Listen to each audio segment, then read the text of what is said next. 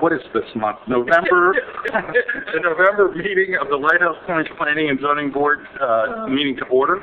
Could we take attendance, Sherry, please? Absolutely. Michael Cohen. Here. Bill Gallo. Here. Kenton Hyde. Here. Mark Mackey. Here. Susan Motley. Here. Fred McLean. Here. Dennis Smith. I am here. We have a full house. This is wonderful. I don't know when the last time I remember we had a full house. It's better than great. Approval of minutes from September 4th. There's a little bit of a change in front of you. I think it made it, right? Yeah, they did, in the one that's right in front of everybody on the table. So would somebody like to move the minutes? So moved. Second. Oh, second. Any further discussion? Sherry, can we vote, please?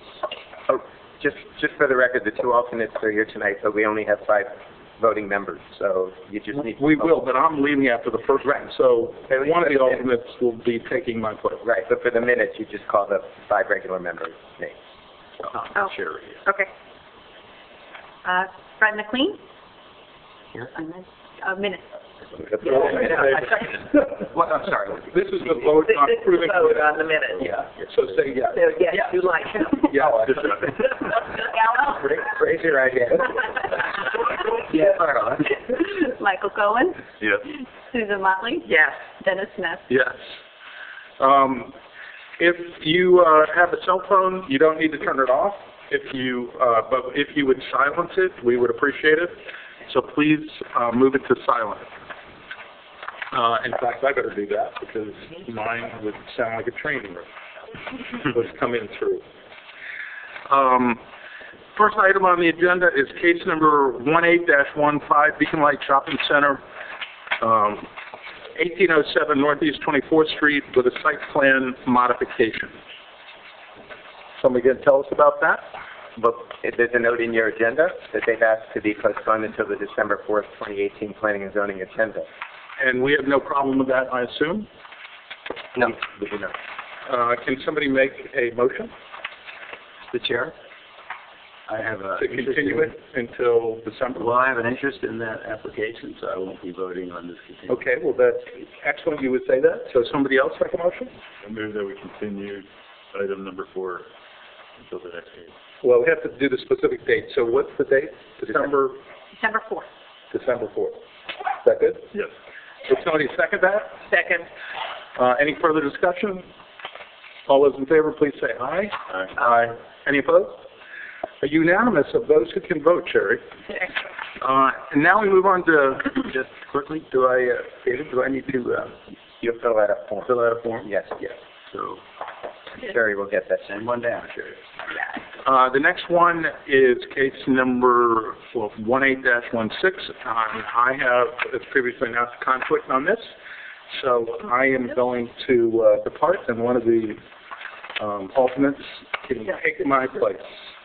Although I do have one question, and that is Michael or Tim, David or Tim, is there anything that we would be talking about after this item comes up that's on the agenda? The only other thing that was on the agenda for discussion item was the Yacht Club. They submitted some information today. No, beyond that. Is Beyond. there anything like in the zoning officer's report or the city attorney report? No. Nothing? Okay, so then, What about the classification? Yeah, we have a doc change. Are you recusing on that? where's the doc? Case 18-17. Case 18. 18-17? Classification. That's the ordinance. So I think if you reverse Oh, the agenda. okay, then let's do that one. Let's do that, yeah. Yeah. Okay, so let's do that.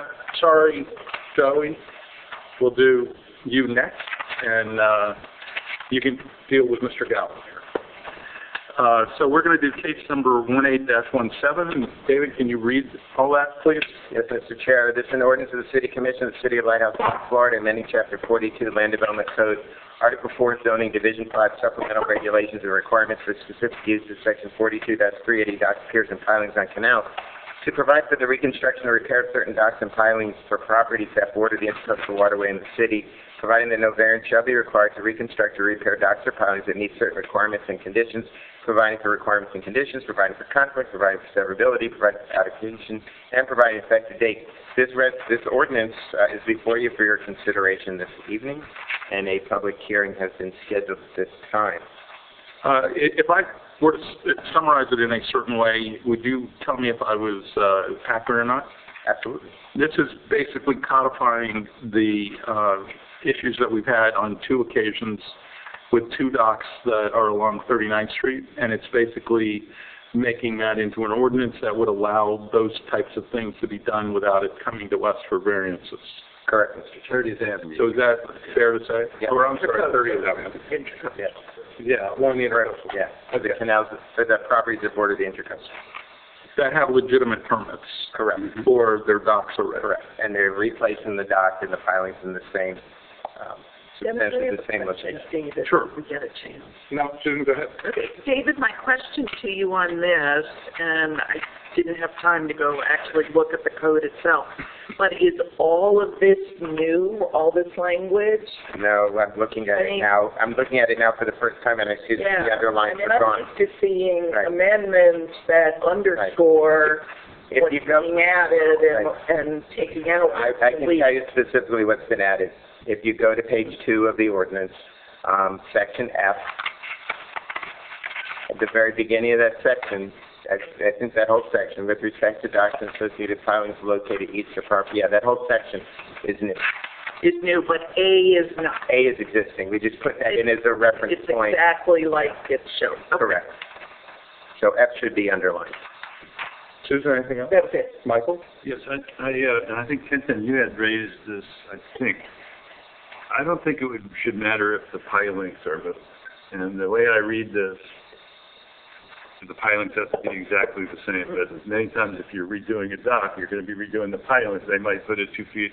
So I would say that pilings may be replaced as long as it doesn't change the size or the shape of the dock. I don't think they should not get it because they put it in the pilings. We said that. I thought it said that, No, I said you could move the dock.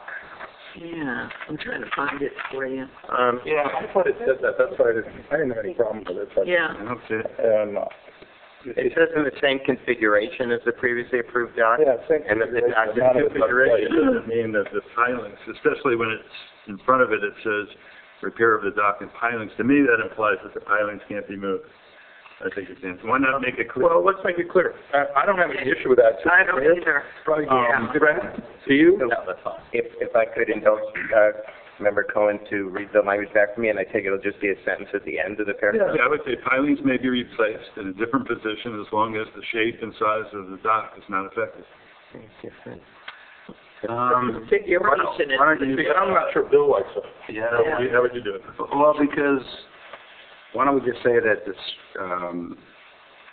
the structural elements may be in a different configuration as long as the size and shape. Because it could be, one could argue that a beam got moved. Yeah. Yeah. That's better. Yeah. So it's this, And configuration to me means the layout. The layout. The dock. I agree. so the structural elements of the dock may be replaced in a different position so long as the shape and size of the dock remain the same. Yeah. Yeah. All right, then that'll be a sentence that'll be put at the end of that paragraph. Anything else, Michael? No. Bill, anything for you? I'm good. Fred? No. Alternates can comment if they would like. Is there any comment that you have or Kenton, you have? No, that was the comment that I made last time. Yeah. We were talking about it. Just as long as it doesn't change the shape or the size of the dock, if they need to replace the piling, it doesn't have to go back to the tech. If they want to go from concrete to wood or whatever, as long as it's the same thing. Okay, well, as modified, do we have a motion to send this on to the city commission? Do we need a public hearing on that? Well, that's true. Let's do a public hearing. We'll open it up for a public hearing. If anybody would like to come forward and make a comment, ask us a question, or recommend different language for this ordinance, this proposed ordinance, please come forward and do that now. Leo, if you want to come forward, get up to the microphone and spell your first and last name and give us your address. Even though Sherry has it memorized. Being a resident on the intercoastal, in favor of everything that was discussed, particularly the changes that you made this evening. So you're happy? Yes. Oh my God, this is, wait, let's stand up and. Thank you, Leo. Any other comments from the public? Hearing none, I'll close the public hearing. Would somebody like to make a motion to send this ordinance on to the city commission? As revised. As revised. What? As revised. Yeah, Yeah, as revised. I'll make a motion to send the proposed ordinance onto the city commission as amended by the planning and zoning board this evening. Second. Any further discussion? Let's vote. Michael Cohen, Yes. Fred McLean, Yes. Susan Motley, Yes. Bill Gallo, Yes. Dennis Smith. Yes. So that's being sent on to the city commission, and that is, I think, a really good thing because a lot of those people probably should have been able to do this, but it technically needed a variance. Yeah. Okay, so we're down to our last item that I have a conflict. And I would like to declare a conflict on case 18-16. The applicant is a client of the law firm for which I work. So I will depart. Bill? Got it. You're up. Thank you. David, Thanks, Dennis. you have to pick one of the alternates to sit. Oh, I don't think. That's the chair's responsibility. Who picks? The vice chair. Oh, Now Bill, sitting as chair. you pick. You have to take an oath. Good night. Would either of the alternates like to leave? They don't have to leave. They don't have to leave. Or they just Not, extra, but who either of the alternates, I mean, not, anybody, We could always take turns with the, this time. we only have one more application, Right. so, Well, I didn't mean for tonight, but that's yeah. alternate here. I'll step down this meeting, and then the next one we'll switch again. Okay, so Mark is deferring to Kenton. Okay. Thank you, Mark. All right. So, we have before us case number 1816, Lighthouse Development Partners LLC, plat vacation. Is there somebody here for that application? Good. Good evening. Good evening again. Hope Calhoun here on behalf of the applicant for the plat vacation. You all, I think most of you, all of you sat on this board when you considered the Lighthouse Point Townhome. Oh, I think the sticker.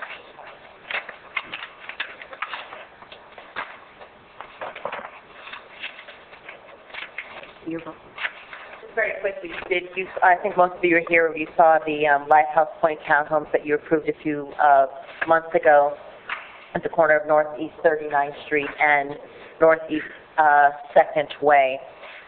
So what we are doing at this point is requesting the vacation of the utility easement. The easement you can see on the left hand bisects the property, and you can see the townhouse site plans that was approved recently. We cannot build over those utility easements that are existing. They belong to a utility company actually that is no longer in existence. In your backup, I think you have evidence that we have reached out to all utility companies and none of them have an objection to the vacation. So we need this as a first step so we can go forward to the county so we can completely vacate those easements so that we can commence construction. So that is our request this evening. I'm happy to answer any questions.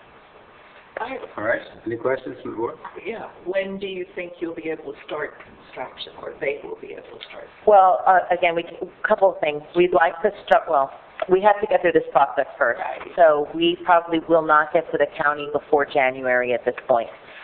So once we get through that, we should be ready to commence construction shortly thereafter. I'm not sure if they've submitted building plans yet. No. They haven't, so sometime after January at least they'll submit building plans and then start after that. I don't have an exact date for you. Is it an administrative process? Because I don't remember what you vacated the No, we have to go to the county commission. Okay, and what are we projecting, 6 weeks, 8 weeks, or? Yeah, I'm anticipating hopefully getting on by January. Hopefully we'll be on their January agenda. And I think they're going to start submitting construction drawings before we get to that process. So, again, by early next quarter. All of the plat revision drawings are in the package, and all of the letters from the affected utilities were in the package. I was amazed at how many utilities. Yeah. Thanks a lot. That's why it took us so long to get here. Any other questions from the board? I just have one question on the FPL easement. On the accept letter. Or the letter, right. It just says, per your request, FPL has no objection to the proposed release of the portion of the utility easement between the site on. FPL does have existing facilities that run within the portion of the proposed utility easement to be vacated. These facilities provide the source of electric to the surrounding community. Subsequently, these facilities will need to be removed. The applicant will be responsible for total cost of removal of FPL facilities. David, where does that stand with us? They're claiming that, I'm not sure what this is stating.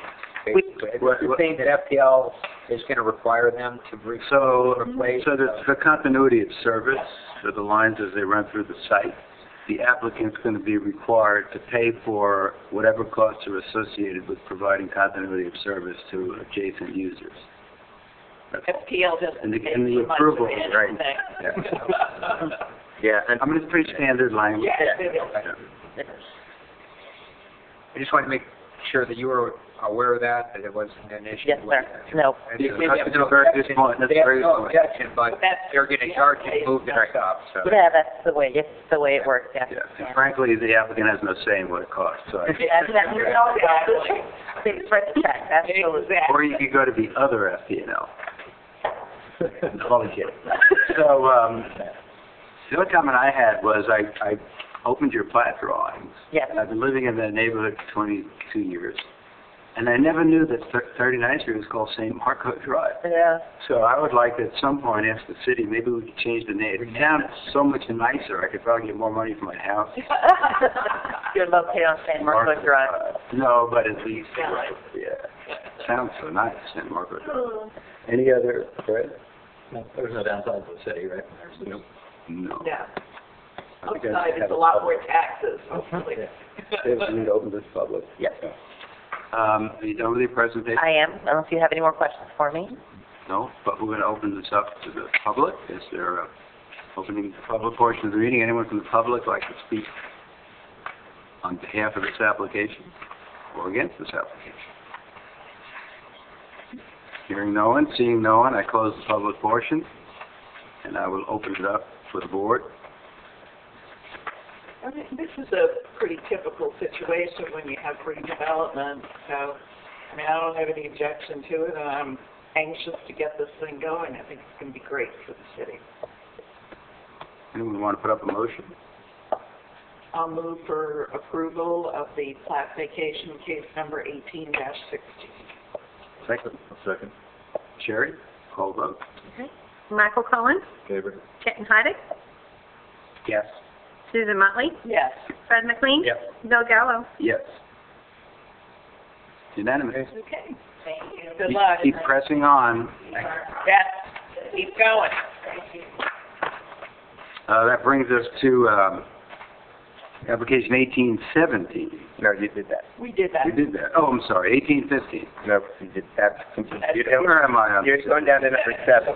Oh, 7, yes. Discussion on proposed conceptual zoning changes for Lighthouse Point Yacht Club property. Is there someone here that's going to speak to that? If I might just briefly, David Tolson, Assistant City Attorney. There's no formal action that you're taking on this matter tonight. This is only for advice and consent. There's nothing binding. Any of your comments or anything that you might say this evening, I know the applicant is aware of that as well.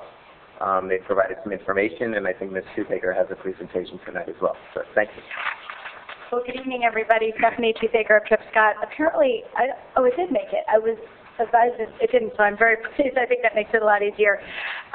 Thank you so much for allowing us to be here. We recognize that this is not before you for any kind of vote. There have been a lot of discussions. The city has been very good to us. We've had 2 workshops with the City Commission and the Planning and Zoning Board to discuss the Lighthouse Point Yacht Club, and through discussions with your administrator and Mayor Trost and your planner, we thought it might be a good idea to just come to you and kind of talk to you about what we're planning to come to you with in the future. I understand Michelle got into an accident on the way here, and I'm very sorry to hear that. Is she all right?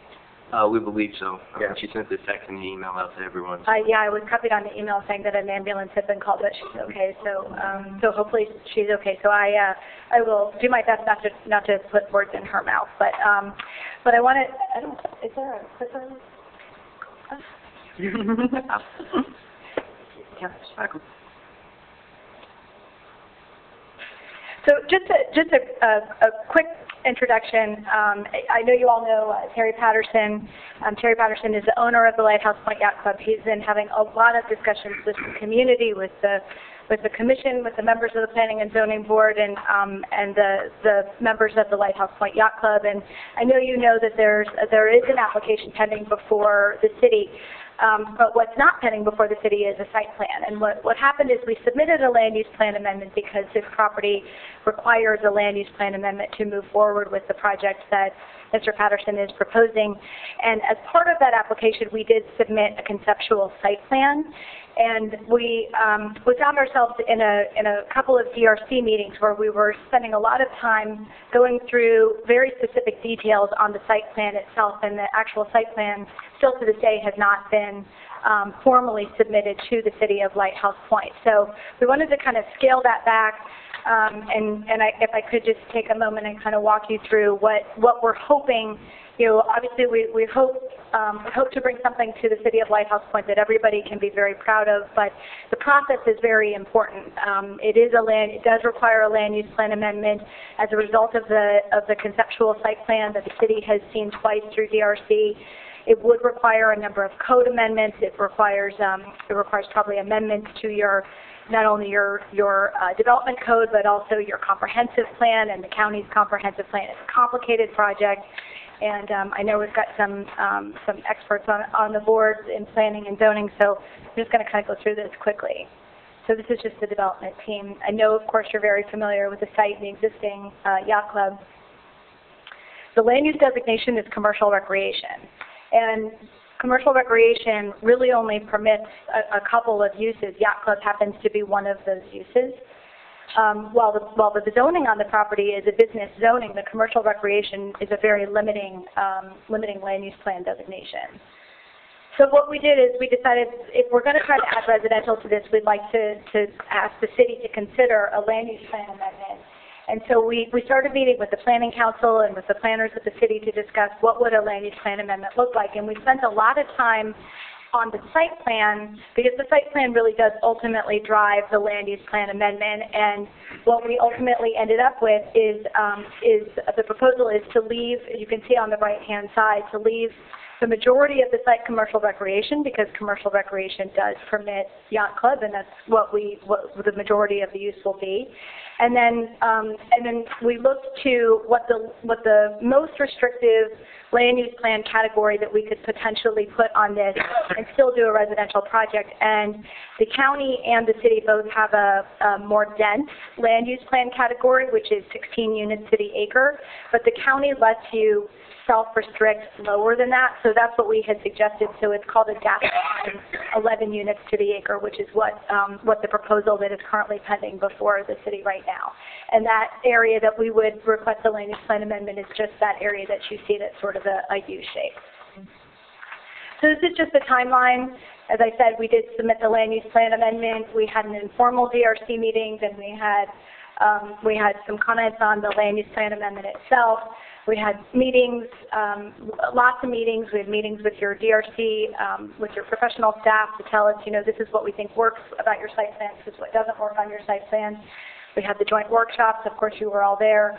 Second joint workshop, and ultimately, I think the decision was, we've been talking about this for a lot of time. I think it probably makes a lot of sense to just try to move forward with the land use plan amendment. And while the land use plan amendment is pending, because those amendments take so long, that it makes sense to use that time to work on some of the more detailed issues that come out of a site plan review process. And so we are actually scheduled for your December 4th Planning and Zoning Board meeting on the land use plan amendment itself, not the site plan, just the land use plan amendment. So we recognize that the site plan as proposed would require a number of text amendments. I will say that I think it's a unique situation. There are not a lot of yacht clubs out there. There's Lauderdale Yacht Club, Coral Ridge Yacht Club, Lighthouse Point Yacht Club, and a lot of times what we've found, and I am actually working on both the Lauderdale Yacht Club and the Coral Ridge Yacht Club, and what we found is that the clubs existed before the codes did. And so a lot of times what happened is that the clubs were established in the early days of the development of our, the founding of our cities. In the case of LYC and Coral Ridge, of course, those are both in Fort Lauderdale. But the codes themselves really don't accommodate a club. They just sort of, in the case of Fort Lauderdale, they sort of stock yacht club into the park zoning. It doesn't really fit there, and it doesn't really give you specifics. And in Lighthouse Point, we also have struggled a little bit with what the code, while the code does obviously does mention a yacht club, we think there's some things about the club that make it more of a mixed use, and so we're hoping that the Planning and Zoning Board and the city might be willing to allow us to work with you on some revisions to the code that might accommodate the ultimate development. Of course, we hope that you want the ultimate development. That's a driving question, of course, but some of the things that we would ultimately need is we would need to amend the city's land development code, and it would require, because we're looking at doing this as a new zoning category, it would require some text amendments to both the city and the county comprehensive plans because, of course, the commercial recreation is very limiting. So this is just, the yacht club, as I said, is zoned B2A. The B2A is actually a very generous zoning district that allows a lot of things, but it really is the land use that creates the limitations that we've been bumping into. And some of the things that we've struggled with regard to the site plan deal with pervious area, minimum parking requirements, because there's residential and yacht club happening on the same parcel. And we would ask that the city consider valet and tandem parking, which is not something that exists in your code today, but certainly with the yacht club has valet, they use valet, most yacht clubs use valet, and when you build a valet lot, the valet lot doesn't always meet the same requirements as a normal parking lot. You have different engineering standards that apply because you can park cars more close together and tandem, and they're not meant to be self-parked. And so those are some of the things that we've been discussing with Michelle and with your city staff about whether or not those are something that the city might be willing to consider. Stephanie, can I just ask a quick question? Yes, of course. I'm just trying to relate to the Cadiz back. Does the yacht club own the land under the water? It does, yes, it does. Okay, so because you're implying that in the drawing. Okay, good. All right. So does all your calculations use that as your total acreage, or? I need, I need to get you on the record. I'm sorry.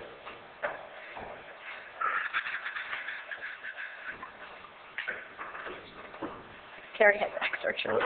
No fun. Sorry to make you get up. We could have brought you a mic. Yes, yes, I do. The Name. Jerry Patterson. Sorry. Anything else? Good. All the calculations are calculated off of the just shy of 10 acres, 9.9 acres, because the just shy of 3 acres under the marina we actually own. It was okay. But most of the calculations that you see and that we're talking about have to do with the where the residential is. But when we deal with pervious, impervious for the club, then no, it does not include what's in the water. I didn't even think of that, but now maybe I should. So the site plan is based on the upland. Yeah, that was the easy way to say it. So these are some of the areas and I know we sent you a package. I know it was a lot of information, and I certainly did not mean for us to get into the nitty-gritty details. I think that's for a later point in time, but I just wanted to kind of give you big overviews of where we find ourselves deficient, because we think we have something that's a little unique that you don't find in other places. So the pervious is one of the areas that we find ourselves deficient. The pervious, one of the reasons that we're struggling with pervious is because the right-of-way that goes through the yacht club is privately owned, and it counts against us. and you wouldn't normally see that. So when we have to count that in our calculations, it sort of throws us out of whack a little bit in terms of the amount of pervious and impervious. Can you explain that a little better for me? So the roadway counts, when you count pervious, impervious, you count buildings, hardscape, those all count against you, and we're having to count the right-of-way. Right of way. If I have a... Because it's a private road. It's a private road. So that's not right. Well, it's not right-of-way, but it's a roadway that's interior that you would use, obviously, to get to the residential area of the yacht club. But it's private, of course. It's part of the development, yes. So, Yes. So, I'll explain.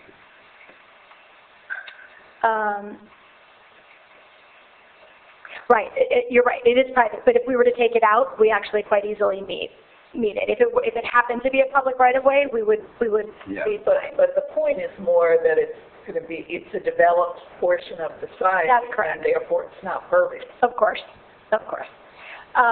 Also, with regard to the parking, the existing parking is 207 parking spaces. The parking required when you add up the marina and the yacht club and all the other things, essentially marina, yacht club, tennis courts, it requires 272 parking spaces. We are proposing 167 parking spaces, but if we get to count the valet by adding, by changing the engineering standards for what would be a valet lot, we pick up a lot of additional spaces. We're still shy of what the code would actually require, but you can see we're much closer to where we need to be. And again, I don't even have the site plan because I didn't want to get into the nitty-gritty of the site plan, but that's one of the issues. The valley in tandem is somewhere where we feel like we can easily meet the parking because your valley parkers are going to park those cars much differently than individuals parking their own cars. And of course, this is just the design standards for valet versus the regular parking lot. Same for tandem, because in a valet lot, you often tandem park the cars. So some of the other issues really relate to just the townhomes themselves, and those specifically, it's the number of units per building, the building length, how you define guest parking, again, the pervious area, setbacks, amenities, and docks. So I'm just going to kind of go through those. So this is, we fit into your RM16, but we really don't fit into your RM16. So one of the things that we did is we took a stab, and your planning staff has not had a chance to review it, so I don't really want to spend any time talking about our draft because it really needs to be vetted through your staff. But we took a stab at drafting something that we thought was more of a RM16 yacht club, which is a little bit more of a mixed use. So with regard to the number of units permitted, we are proposing, we have most of the cases we have 5 buildings, four units instead of 5 units instead of four units, excuse me. And we have 6 buildings of 5 units, 1 with 3. Again, the building length, your code requested a maximum of 90 feet. With our 5th unit attached, we have 112 feet 4 inches. One of the other things that came up in the DRC was that your guest parking, when you have a townhome community, you have to have guest parking.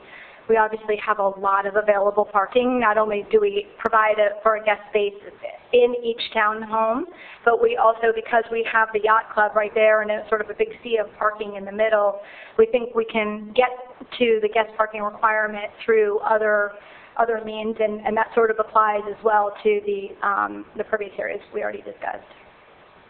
So did you say you were providing guest parking, or are you not? We do have guest parking. Each town home has its own guest parking space, but your code requires that there be sort of an off-site additional parking area.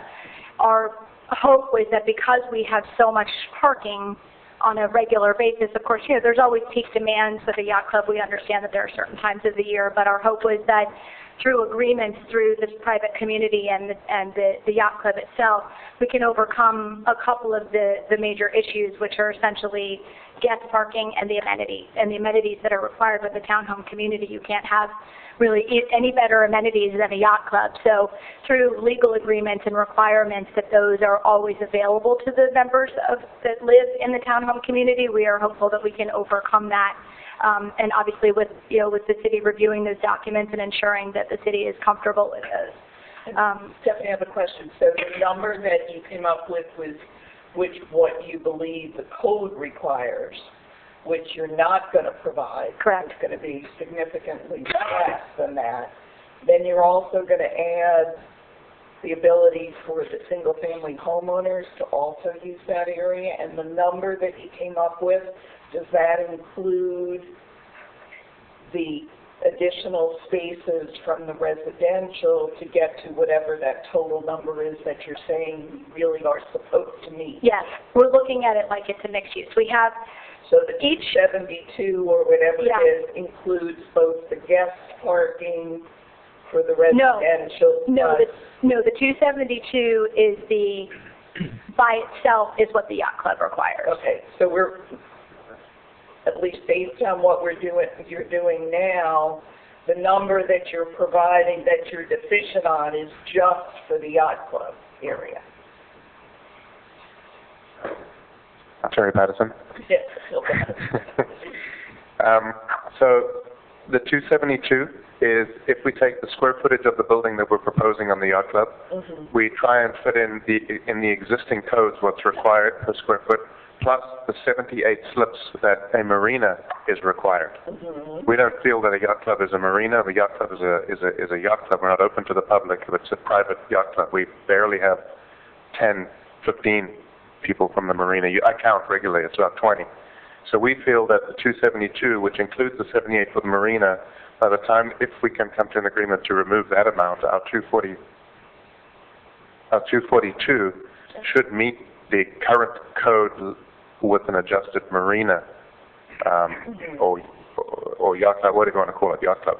But you're also saying that the additional guest parking pursuant to our requirements would then also be added to. Correct. So Stephanie just said that your code requires for the guest parking to be separate from the townhouses.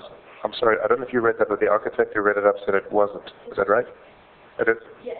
Okay. So the code says that the guest spot can be in a driveway, and we've had a little bit of I don't want to call it a disagreement. We've just had some discussion about what that means. We believe or hope that that means that the driveway in front of the townhome allows you to count that as your guest parking spot.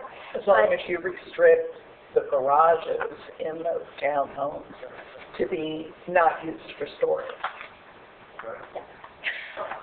Yeah.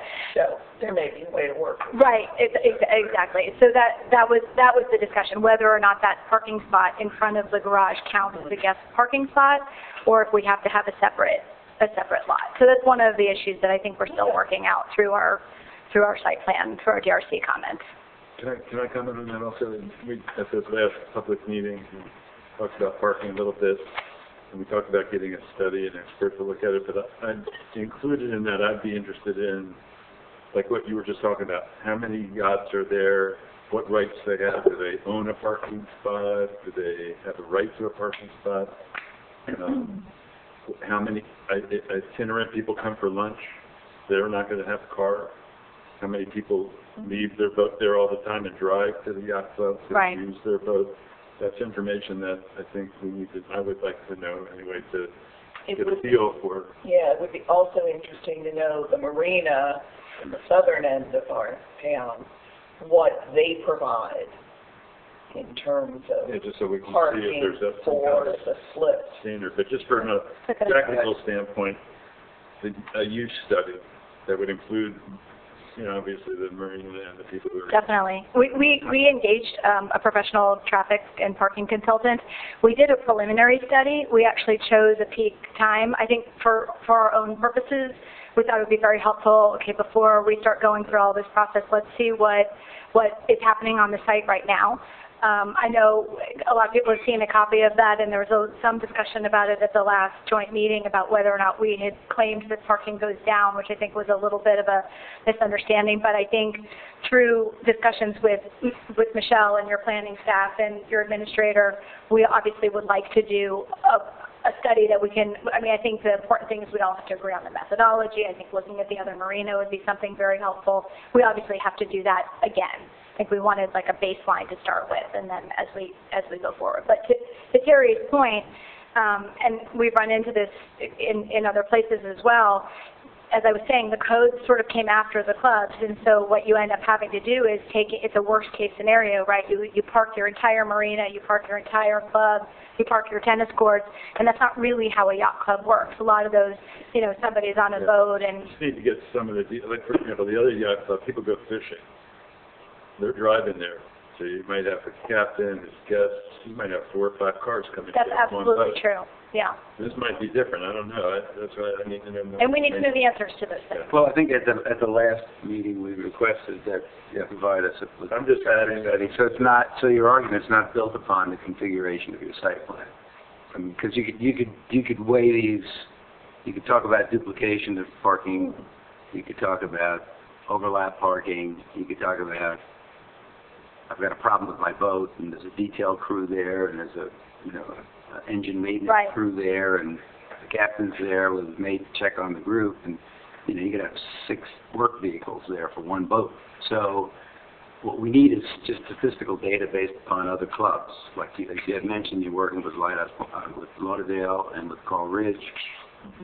We probably just need to see an analysis. I'm actually happy to share those because we just completed Coral Ridge is just beginning, but Lauderdale Yacht Club is sort of towards the end, and we actually did those analyses with actual real counts where we had on a worst case scenario, which is 4th of July, which is their busiest time. So is Lauderdale Yacht Club anticipating residential development? They don't have residential development, but they're pursuant to their code, to Fort Lauderdale's code, they are required to have 435 parking spaces because they have the same. You can park the marina separately from the tennis, from the sailing, from the... Is Coral Ridge anticipating residential? No, they're not going to have residential either. They're gonna remain a club, but all of these clubs have parking deficiencies if you compare them against the current code. Okay. So I think that these are details that I think we would have to work very closely with the city through parking studies and looking at other marinas, looking at other clubs, sharing data. I think those are all very important things. And deciding on the methodology is a big part of that process. I mean, we'd be relying upon professionals. Sure. Okay. So we've already discussed valet parking and tandem parking. Townhome parcel. So the number of units per building, obviously we're proposing 5 instead of 4. 4 is what your code permits now. And of course that increases the building length above 90 feet, which is what your code permits. This is what we were just talking about with regard to the guest parking and how that's defined and where that is. Pervious area, of course, we've discussed. Setbacks is another one of the issues. These townhomes actually face the water. The front of the townhouse is the water. The back of the townhouse is facing the right-of-way or the street. So it's a question of, how do you define the setback? Where is the setback defined from? And so that's just another discussion that we need to continue to have with the city so that we hope that when you look at the site plan, you can clearly see that they're meant to face the water. And amenities. That's another big discussion point that's come up. Again, how do we ensure that these residents have the right to use the amenities? Obviously, we have incredible amenities. So we've actually been spending some time with some of our real estate attorneys to talk about creating master association with a sub-association that would ensure that, God forbid, something happens, the club goes out of business is the question we keep getting asked. The club goes out of business, how do you ensure that those people in that townhome community always have the right to use those amenities? And so we think through some legal documents that obviously we would work very closely with your city attorney on, that we can accomplish, getting over those issues so that you always can ensure that the townhome community has the amenities that your code requires. Can I ask a question about that? Yes. Several members of the public mentioned bonding. Is that something that you plan on? So, Bonding for example, for the if you're construction? halfway done the construction and it comes to a screeching halt for whatever reason, a bonding company would have to get it done. So is that something that's contemplated? That was actually one of the very first questions that we were asked, which is that how do we know that you don't build all your townhomes and then just decide not to build the club? Just jump in. I think that she's going through, I think, what you're proposing as land development regulation revisions to the zone. That to me would be something we'd see in the development agreement. So they're kind of two different. Yeah. If you don't mind, maybe I was going to ask her about a development agreement later. Okay. I just wanted to let her know a concern that. Yeah, we've heard that concern. And we've been talking with the city about a couple of different ways to accomplish that. One of the things that we had talked about was whether or not, once we pull the CO for the 15th townhome, we have to start construction of the club. There's a couple of different ways. Bond is another one. Development agreement. I just completed a development agreement in Fort Lauderdale for a project there. Development agreement is a great way. It's a great planning principle that just sort of lays out, a lot of certainty for both the city and for the developer, and I think that would be a great solution, to kind of cover a lot of these issues, and it's something we'd be, very happy to work with the city on. So those are the amenities. Docks is another issue. The docks, obviously you've got the commercial dock area that's in the marina now, but the idea was that the docks behind the townhomes that are there now could also be used commercially, and so that's something else that we're trying to work out the details of that. It's something that we'd like to be able to do, to leave that area right along the water as something that would be still available to the yacht club and the community and whatnot. So again, these are sort of nitpicky things, but they're as we've gotten further along, we've gotten a little more into the weeds in trying to work out these issues. Well, that raises the issue of additional parking for people coming to the commercial uses that are adjacent to the residential. Definitely. So. It definitely does, yeah. Yeah, I would ask, think about, I look at when I hear about the site plan, but I think you need to pay close attention to the ADA requirements as they're going to relate to access to those, to clearances and width of walkways and how that's going to impact your site plan. That's a very good point. Yeah, that's a very good point. You don't want to finish and get sued. You're right. You're right. So, as I mentioned, we sent this to you. This is a draft that no one at your city has had a chance to mark up in red lines. So I really throw it out there just for discussion purposes. We had gone back and forth about whether or not we should be looking at an overlay district, and ultimately I think it was decided through the discussions with Michelle that it made more sense to maybe just create a new zoning district that accommodated all of these things instead of trying to pick a little bit here and pick a little bit there. So we took a stab at doing a draft, and we called it RM16 Yacht Club Mixed Use.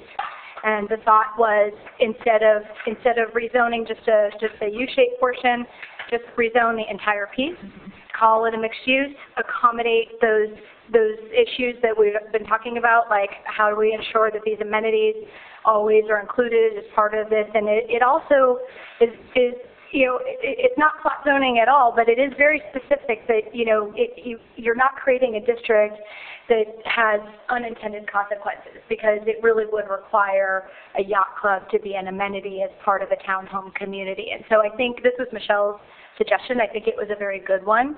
It's not where we started, but it is where we ended up. So we went ahead and just took a stab at creating a draft, and it essentially addresses all of those sections that we found we were kind of bumping into, traditional code didn't really seem to fit what we had here, which was a combination of residential with the yacht club. So this is essentially all the things that we went through, and we just kind of took it and put it all into this proposed district.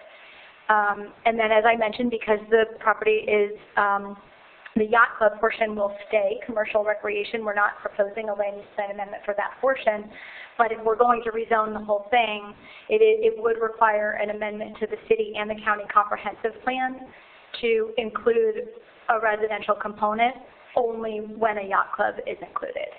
And so, again, this is something that I think is going to take some time and some careful review by the city staff to ensure that this is, the direction that we think is the right thing to go. But we took a stab at drafting what that amendment. Quick question, David. Do we have a definition of yacht club in our LDR?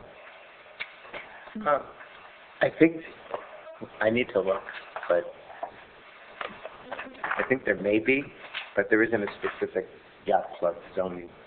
No, I understand that, but The definition. she's proposing that you must include the yacht club. Let's suppose the marina comes back. It says, On the yacht club. on the yacht club, yeah. I want more density, less setbacks, less parking. That's a comment. Well, that would be something that would We be need that. appropriate in that too, a definition of yacht club. That's a good idea. Yeah. That's a really good idea. That it has to have certain requirements to meet the definition of a yacht club. Constitute a yacht club. Definitely.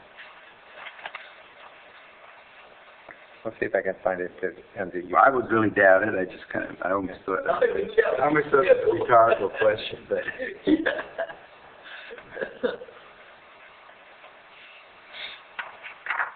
One never knows. So you can go. I'm looking. I mean, that's essentially, so this is obviously the city comprehensive plan. This is the Broward County comprehensive plan. The language is essentially identical. And again, this is just a proposed draft for discussion. And So, Stephanie, if you were going to do that, if you're talking about doing some sort of an amendment to the plan, why wouldn't you just amend the commercial rec like that and forget about the residential land use plan? You mean, Because you're taking your commercial rec, at least from what I see here, and I have not looked at it thoroughly, but you're taking that and then you're adding a residential component to it. So why do you need a separate residential? If you're going to process it this way, you don't need a residential land use plan. you're right. We probably could get away with using. Do it all together. Do it all at one time. Just change the permitted uses in the land use plan, and then create. You would still have to create the new zoning category because. Right. All the zoning is separate. But then take the land. Well, no. Yeah. But this seems like a more efficient way to do it. You're right. I think that actually probably would work. Yeah, it's a great idea. I think it's evolved. Yeah. And, no, I understand. And frankly, I didn't even as we were drafting the text amendment to create the zoning category, I went back to it made more sense to me to rezone the entire thing instead of just doing that one piece. And then when I went back, I said, okay, well then it's still not consistent with the land use plan amendment, so we'd have to amend that too. But it probably does make more sense if we could just amend those two categories. It would be better. It would be better. To view it as a whole, both for the land use plan amendment and for purposes of the zone. Right. Right. Yeah, it's a great idea. In the night, Mr. Cleaner. Chair, in the D2A, it just says uses permitted. It says yacht clubs, including as incidental to the operation thereof, swimming pools, tennis courts, shuffleboard courts, sport and fishing boats, and similar uses for either public or private use. Yeah, but let's But take a would you look at repeat that last part? I didn't hear what you said. This is under 42.348 D2A, Planned Business District, uses permitted. And under paragraph 2, yacht clubs, including as incidental to the operation thereof, swimming pools, tennis courts, shuffleboard courts, sport and fishing boats, and similar uses for either public or private use. Okay.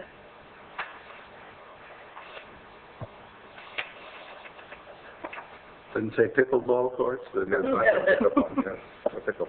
That's what they really need. Yeah. It's very popular now. I know. I'm very So that's essentially it. We as I said, we really just wanted to come to you and talk to you directly about where we are in the process. I think with Ms. Motley's suggestion, we might take a harder look at the land use plan amendment itself. But we would, regardless of what we do, what direction we go in, we need a number of amendments, whether it's to the comprehensive plan, the new zoning code, whether it was an overlay district, which is kind of where we had started the discussion. We we do find ourselves trying to fit a square peg into a round hole with regard to, even just the club itself. Even just the club itself, really, when you build a new club, as I said, a lot of times these codes were written after the clubs were built, so when you build a new club, you find yourself kind of taking worst case scenario for every single use on the property. I don't think that's really ultimately the best way to do it, but you also have to do all the proper studies and make sure that you are accommodating the parking that you need and whatnot. So Terry's here, and I'm happy to answer any questions. I have I was going to ask if we want. Are you finished with your presentation? I am done. Thank you. Thank you. Let's just start and go down the line. And Kenton, do you have some comments or? Just an observation that pretty much all these pages, there isn't anything really that they need in our code. Period. They don't meet the parking, they don't meet the pervious areas, they don't meet there's nothing. We're starting from whatever we're going to do, we're pretty much starting from scratch. And I think that's really the value of them. I think that's why they're coming to us, because if you take a look at what they've evolved a configuration that works for them, and now they're proposing to evolve a zoning ordinance that's built around that configuration, essentially. So what they're looking to do is get a reaction, I think, from Team Board before they go ahead, because they want to figure out how to draft this. I think I'm putting words in your mouth. Those were good. And we've had a couple of public hearings, so I think it's our opportunity to just talk. And I know we're not looking at the configuration, but frankly, we're looking at a textual description of that configuration and how that would be proposed in a zoning ordinance and a comp plan change. So that would be an opportunity for you to talk about anything that in the configuration you didn't like. Like, for instance, they're proposing an RM60. Technically, an RM16 allows 16 units per acre. So that's something to think about. I'm trying to help you along with that.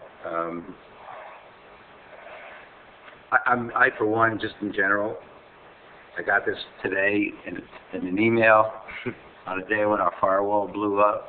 Oh, no. So I sent a text out on my phone, said, I can't look at it, there's no way.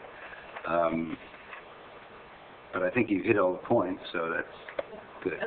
And I think any of us who have been familiar with our code for many years, this is not a surprise at all. In fact, I'm happy that you're looking at it in this vein rather than variances galore and nothing fits here, there, or anywhere. Our code in many instances is very antiquated, and we have the type city, primarily residential. We don't have a lot of projects like this, so I think this is the way to do it.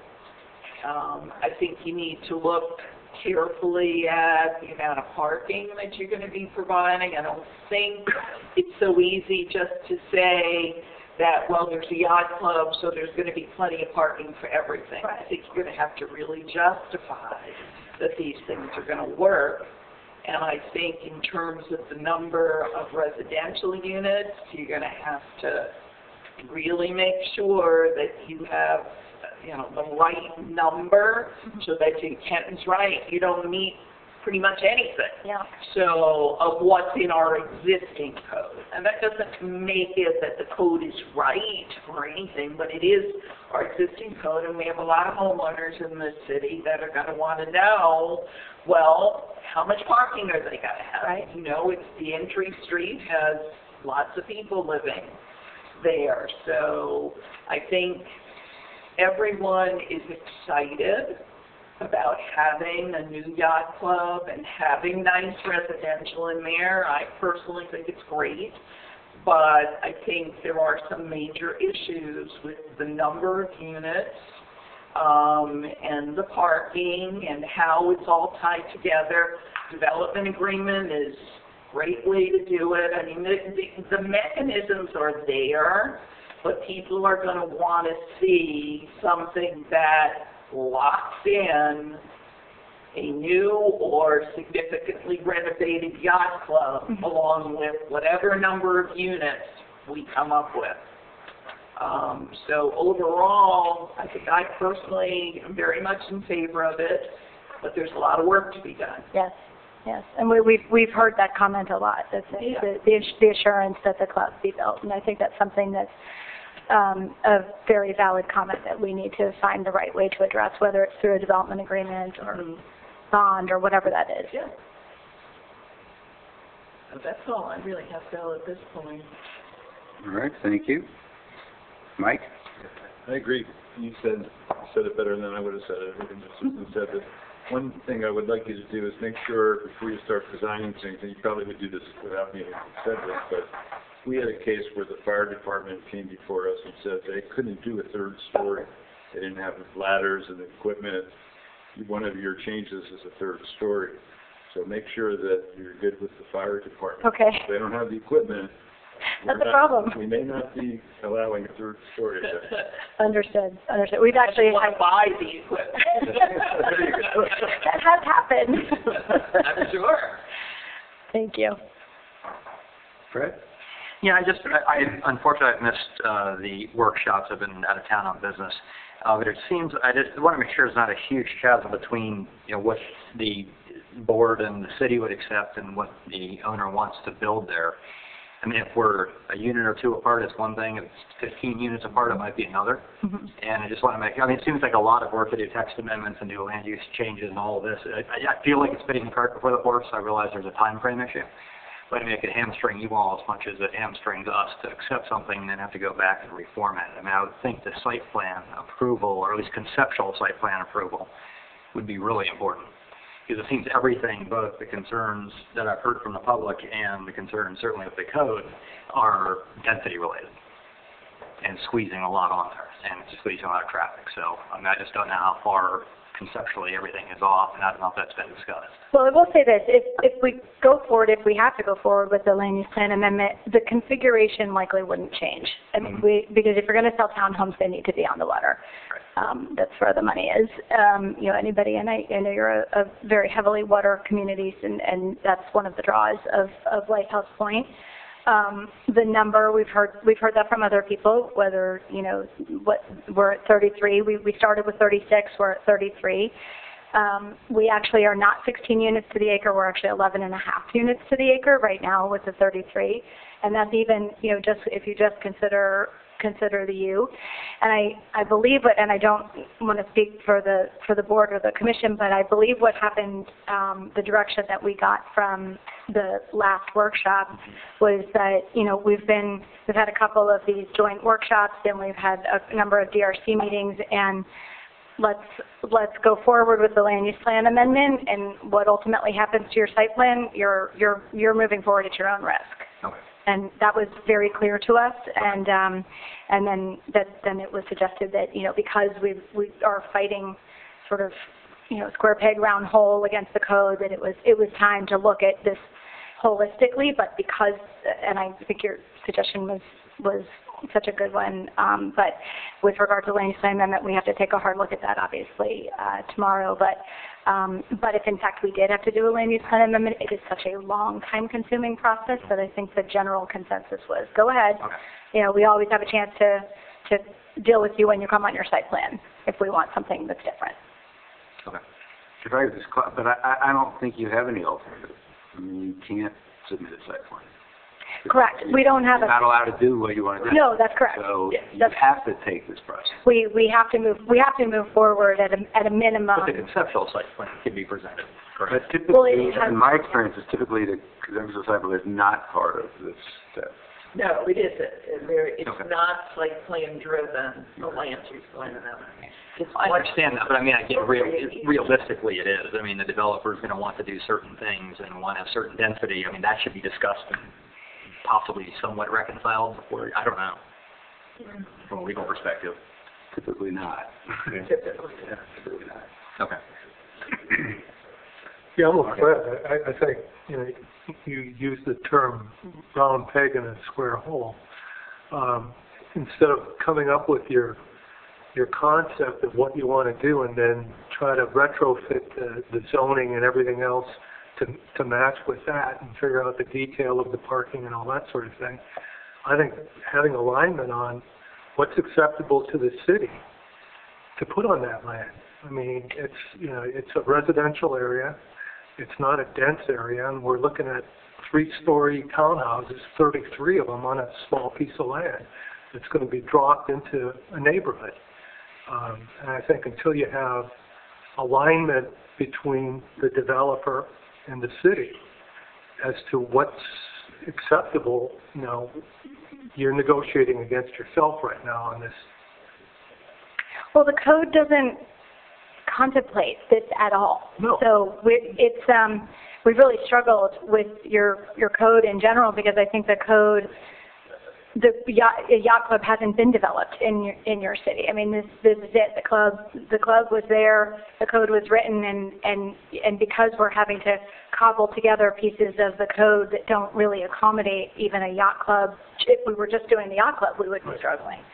So I think regardless of whether the city believes that it's the right number of units or not is really not even the issue that we have. The issue that we have is that the code just doesn't contemplate something like this at all.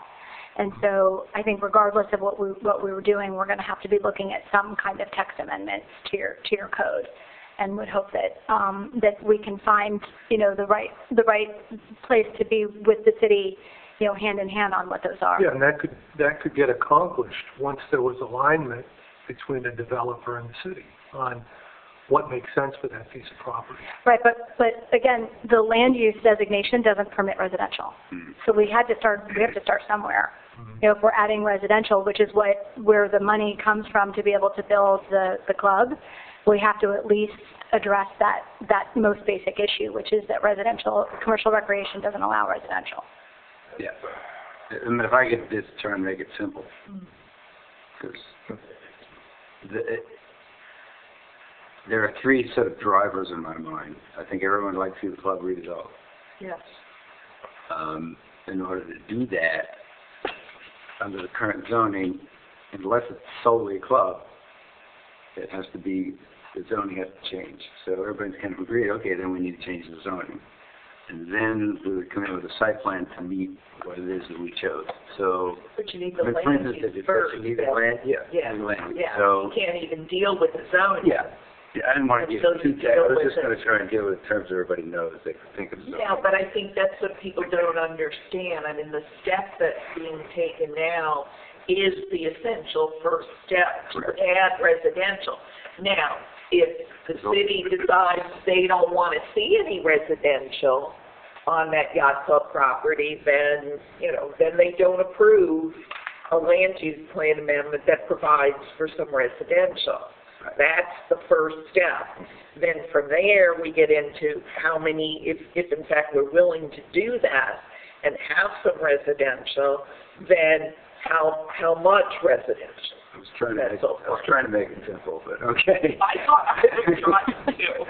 But I mean, so sort of unfortunately, don't take this the wrong way, they put forth a vision plan, and that's influenced a lot of people's thinking in terms of what the process is. So people say, oh, we're going right for that vision plan. Well, there were a lot of times you would read in the magazines and whatever that all the approvals had been obtained. So now we're actually about to be obtained. And now going through the process by which this has to be done. So before I open it up, I don't even know if I have to open it up to public discussion, but it might not be a bad idea. I'm going to give you I sat through every one of these meetings, so I kind of have like my David Letterman pen hotspot from what I've heard from people. And then I'm going to ask you to think about, and I'm going to ask the board to think about, because these are the items that came up. I think number one, though, is that everybody wants to see it redeveloped. This is a key element. It came very clearly at the last meeting that the yacht club's part of the history of the city. It's sort of the heart of the city, the foundation of the city. Marie Canada, don't kill me. So that came through loud and clear that, okay, city and P&Z board, let's see if we can make this work. But then the hot button started. So, and I just have a sort of scribbled out list here. I've had people mention to me, parking seems to be a real hot button. And I'm going to lump that with traffic. I live in that neighborhood, and as a resident, if I know nothing about this process, I would be concerned about traffic and parking. Because if the parking is inadequate, it's in my face in the neighborhood. And we actually have instances of that now at the club. That at times the club has an event and there are people just parking everywhere all over the grass. And so I would ask you to address that carefully and how that was going to be done. Density is a sort of probably a real hot button. In my mind, it seems that 33 is just a big number. I don't know where the number lies. I think it's probably something less than that, maybe even substantially less than that. You need to think about that. I know Terry's made an argument about pro forma, and I get that because there's another part of me that understands that. But at this table, we don't really concern ourselves with pro formas. Drainage, pervious, impervious drainage, I put those all together because the reason we have pervious, impervious ratios is because we're concerned about recharging the land with rainwater. One of the problems we've had, and John is here, in the city, is when we have torrential rains, a lot of overflow into the canals. And in my philosophy as an architect, I think somewhere in what you propose, I'd like to understand, do you have a kind of sustainability effort that you're taking here, whether it has to, and I think drainage is a good place to start with that. How are you going to handle that? How are we not going to have diesel fuel running into canals and whatever, grease from grease traps or whatever? I don't know, but those things I think are important. I've gotten some letters from residents about aesthetics. And that's I'm torn on that one, but I think you have to resolve an aesthetic that's going to make this community happy. I think I said at the first meeting, I'm a modernist, but maybe not everybody here. Phasing comes up all the time. When will the club get done versus what we allow you to build residential get done? And then just compatibility with the surrounding neighborhood. I just need to understand, and that, is it 1,000 memberships? Is it 500 memberships? What's the club have now? I don't know. What are you pegging as a total? How many of those people come certain times of the year versus other times of the year? So really almost like a market study would be very helpful. A lot of communities, I mean, if you were in Coral Gables or Coral Springs, they would ask you for a market study. Even Tamarack now asks for a market study. So maybe that would be very helpful to understand how you're going to operate and how you're going to be successful. So those would be sort of my key items in order to make comments. I thank you for taking me through this because I hadn't had an opportunity to read it. So now I get where you want to go. Thank you. It's very helpful for us to have the feedback. And you will submit the town report. we are on your agenda, although you have to stop in enough time. Yes. Okay. Well, that's actually already been submitted. That good. The land use plan amendment application has been submitted. Yeah, the only thing is only the land use plan amendment. It's only the land use plan amendment. Okay. Yeah, to your point, we sort of regretfully, we submitted a land use plan amendment application. We did submit a conceptual. It was completely conceptual at that point. I mean, it was like a one-page site plan, and the only comments we got back were on the conceptual site plan, and we sort of got dropped into this vortex of the site plan. So it's okay. It is where we are, and we really appreciate the city working with us, the Planning and Zoning Board, the Commission, the staff, everybody.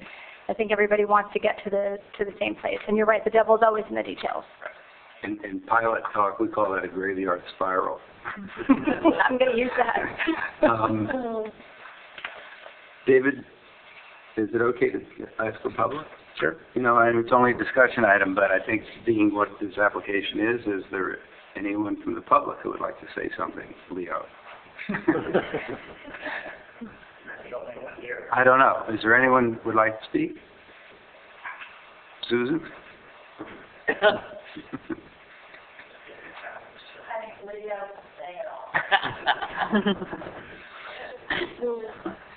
No, what I'm really concerned about, somewhat, is that we have a responsibility, I think, to these townhouse owners. And we need to, one, assure them of a roadway to a public road. This private road, we don't want a bank to foreclose on a half-finished project and take away everything. We need some type of fixed land use plan, for one, that in effect would be the same as dedicating the road, so that cannot change. That's one thing. The next item is that in order to dock boats and charge for boat dockage, the waterfront property has to be business owned, commercial zoned. So you're going to have to select, as I noted, at least 2 feet of land off the canal front, so these townhouses will not actually own the waterfront. And we need to be very sure who's going to maintain the seawall and this new concrete dock that's going to go in. And in the construction process that we're talking about also, the new seawall has to go in at the same time as the pilings for the house or whatever sequence that we might have. Now, taking on the wall appearance of these townhouses, I've given you a plan that set 3 residential townhouse districts on each canal front, because they have an access way from the road to the boat docks. That should be commercial, and that's going to go between the townhouses. So who's going to maintain that and control whether trucks can go down there or people can just walk down there, or whether there's going to be fuel tanks to fuel boats going down there? So that's why I divided these projects into 7 different townhouse groupings. And if we zoned them that way, then they couldn't be changed without changing the land use plan. Now, I'm going contrary to Susan, you wanted to somewhat group it all together and try and define it all. I hadn't thought about that aspect of it. Now, the number of townhouse units in the wall effect, and I'm just going to give an example. If in the center of each of these 3 townhouse, waterfront townhouse units, instead of building 5 units in there, you built 3, you'd have a nice open space between the group of 5, then a group of 3, and then a group of 5. And you wouldn't have quite that big wall density that you're looking at once you go by boat or from the neighbors across the street. And I know that there is a business requirement to have as many units as you can make $1 off to build a club. But by the same token, you want to try to avoid that wall appearance. Oh, no commercial, no charter boats when we define the boat dock area. Because if you have charter boats and people, then we're going to have parking for charter boat use. And so that commercial use of the dock space is only going to be not for business type use. Yeah, that's why I asked about a definition of a yacht club. Yeah. Because I think that's something you might put in the definition of a yacht club, that there's no charter activity. So I think you have to think that through. In what I have given you, I have suggested that the townhouse groups each own a piece of the road, so that when they get title to their townhouse, they have title to half the road. We don't want to have a piece of property where the whole roadway can be condemned. I might be repeating myself. And somebody buy the roadway and then try and sell it back to the townhouse owners who they have trapped. And I think, these units are going to be advertised, I would assume, in beautiful Lighthouse Point. So we have a certain obligation to these people that buy these townhouses. Thank you. Thank you, Leo. Thank you, Leo. Good point. Oh, Matt Donahue, 2820 Northeast 39th Court. I know that you guys have all probably heard a lot of concerns from many people, and I'm sure you've heard the positives and the negatives, and I just wanted to bring some of the positives from my side, where I'm also, Mr. Gallo, I'm in that same area. I've been a member for about 15 years. My wife's family was a member for probably about 40 years prior to that. So, the club has gone up and down in transition, and memberships have gone up and down. I think at the height it was in somewhere close to the 800, if not a little over 800 members at the height. The traffic, my kids ride their bikes down there. They go down there all the time. So I'm very concerned about the traffic, but I was aware of the traffic and the potential opportunity for greater traffic when I purchased my house, knowing that the Andersons' maybe business model might not have been as much of a growth business model as Terry might have. It had its due, and it was doing what they needed it to do, and they seemed to be happy with that. That being said, I think you always have to assume that you could always have a new owner come in there and increase the volume of membership. If you were to come in there and say, you know what, I've got more money than I know what to do with, I'm burning money here, and I want to spend $50 million of my own money, and I'm going to charge $1 to join the club, everybody and their brother would probably join. And you'd have people going in, and I think the city would have a little bit of a concern on how they could regulate that, because it's a club, and he has all the right to bring those people in, which the Andersons had so just because our membership had gone down, some of the people that I discussed it with, and their concerns are, well, their traffic's going to be up and down. I think traffic with the other development that's going to be on 39th and Lighthouse Drive, a lot of people in the city don't even know about that development. That doesn't come up in many people's conversation about what's going to happen when we start construction over there. Those are two major thoroughfares going in and out of the city. But nobody talks about that. Terry's project has gotten a lot of visibility because of, and Glenn can attest to this, that I come to all the city commission meetings, and before the first Townhome meeting, the commission and the mayor made a very blunt statement in saying, this is all just a discussion. And as you all know, it became a little bit of a wildfire because of some of the discussions that maybe visuals that came up there. So it's just one of those projects where unless you really know what's going on, a lot of people don't really concern themselves in the city. And that one on those main thoroughfares, I would think people would be a little bit more concerned about those. And what's going to happen with that? Where are the trucks going to go with that? And the concern I keep hearing, well, there's going to be construction trucks going in and out. Well, they've got quite a bit of land over there. They can pull their construction trucks in there. 39th and Lighthouse Drive, some of the concerns. Also, where there's going to be nails falling off of trucks. Who's going to be responsible? Is Public Works going to go in there and pick up all those nails from when Terry built? I haven't heard the same concerns from the residents on those two main streets. So I just wanted to, as a resident and as a member, bring some of the positives to it. It's a great thing for the city, and you all have reiterated that in your conversation today. And in fact, it's been a very good meeting. I'm glad I came because it was very positive in what you've said. So there is a lot good going on to this, and I just wanted to make sure to go on record to show that there are a lot of us that do like the project. Unfortunately, the negative people get a little bit more of the ear time than the positive, because everybody else thinks things are great. They don't think they need to talk about it. So always the case. Yes, it is. It is. But thank you all very much. I appreciate it. Thank you. Thank you. Anyone else? Oh, great.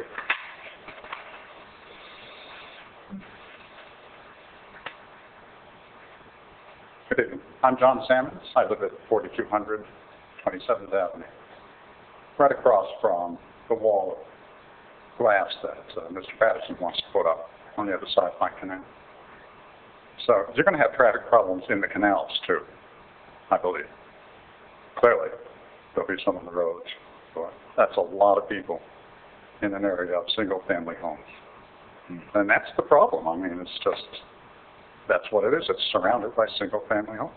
And you know, you're packing in 3-story townhouses. It's going to be visually huge change. I won't assess it aesthetically, but I don't think I'll enjoy it, frankly. So, and it's so inappropriate that they want to propose their own zoning code. I guess that's one way to approach it. Thank you for your time. Yeah. Thank you. I think this gentleman raises an interesting point. I mean, when you talked about 39th Street, so in the theory of planning, you go from commercial to high density to less density to less density to kind of peters out. I'm trying to put it in lay terms. So that's what happens there, because you come off of Federal Highway, you have the higher density RM25s, RM16, single family, and guys go that way. I think what this gentleman's raising is that in the middle of that RS1, all of a sudden we have this spot of RM16, as you're proposing.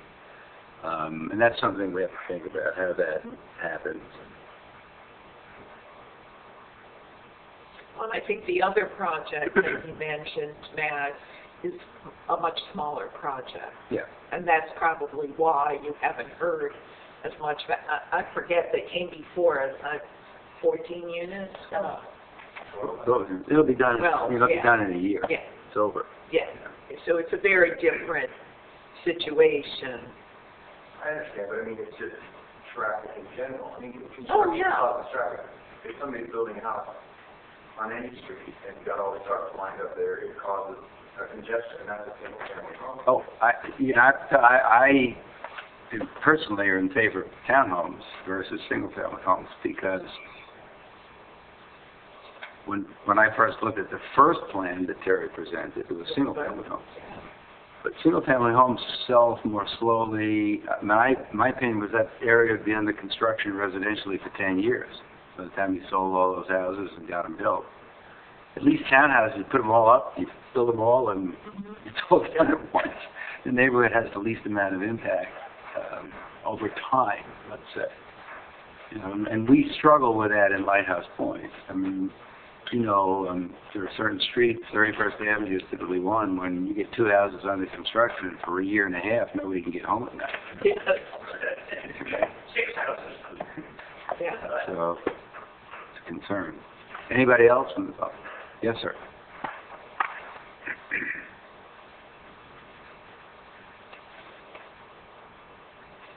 Good evening. Sam Salem, 2810 Northeast 42nd Street, Lighthouse Point. I live right across the street from the Yacht Club. And generally, I think we're all really in favor of it. I think it should be done. I think it's going to increase property values, especially mine, which I have a great interest in, obviously. I think I said that as one of the first comments. The biggest problem that I see, and I haven't been able to attend the last two meetings because business or personal reasons, but we keep saying the same exact things over and over again. I feel like it's deja vu. I watched them on the recordings. We're telling the same exact things, but we don't see any new improvements. We don't see any new ideas. He's not taking what everyone is telling him. He is kind of forcing it. And I don't agree with that. It's a position. You can certainly take it. I just don't agree with it. The parking, I think the parking doesn't work whatsoever. I mean, they said so in their speech. They're not meeting any of the requirements. What happens if they have a big party? You know, they had a big party out last Saturday. It happened to be a coworker's wedding. They said that the workers or the staff were telling them, hey, if there's not enough parking, you can park right outside the gates, right in front of the residential homes. That's my house. I don't really appreciate that. They don't have enough parking for the residents. They don't have enough parking for their guests, and then the yacht club's guests. Where are they going to park? They're going to overflow. They're going to overflow to me. I don't appreciate that. Again, it's a position you can take, and it's fine. I don't necessarily have to agree with it. Another that was talked about today was the fire emergency exit entrance that's going to be right in front of my house. Personally, it doesn't really matter if it's in front of my house or if it's in front of the other person's house. What matters to me is I work for a developer. Once we get a CL, sometimes things can kind of change, disappear. Well, that gate needs to have some sort of knock box for the fire marshal to get in. Well, what happens if that knock box goes away and it becomes a public access point? Who's going to monitor it? It's probably going to be me. What happens if I don't monitor it one day and a person who had a few many merry little beverages comes through my house? It's a big problem for me. I have a 1-year-old daughter at home. What if she's riding her bicycle? You know? That would be tragic. Again, he can take whatever position he wants. That's fine. So those are a few of the concerns that I had. This gentleman spoke. He said that at the other community, I think it's the Apache project, that nobody really was saying anything about it. But I don't know if you asked anybody around that neighborhood that lives there. You only live in your neighborhood, in our area. Did you ask anybody that was in there if they came to those meetings? I did. I came to the meetings because we talked to any of the residents over there, so we don't know what effect it had on them. I was here. I spoke against it because they were doing something similar to what Mr. Patterson's trying to do. He's trying to twist our current codes and make his project fit. And it might not necessarily be the best for the community. I'm not sure. I want a development. I do. If he goes bankrupt and he leaves, that hurts me. But if he builds something that's right, it helps me. Traffic is going to be a concern. I know. I live right across from the street from the Yacht Club, and you're right. I did buy a house right there, and I knew that this could possibly happen. But I just didn't think that it was going to be so impactful that it could, potentially hurt me. If it's not done right, then it is going to hurt. I think that's really all I have to say. I thank you guys for all your comments. I think you guys do a wonderful job. It's tough to sit up there and weigh on these decisions, and we really appreciate it. Thank you very much. It's great. I'm getting to meet all my neighbors. Anyone else like to speak?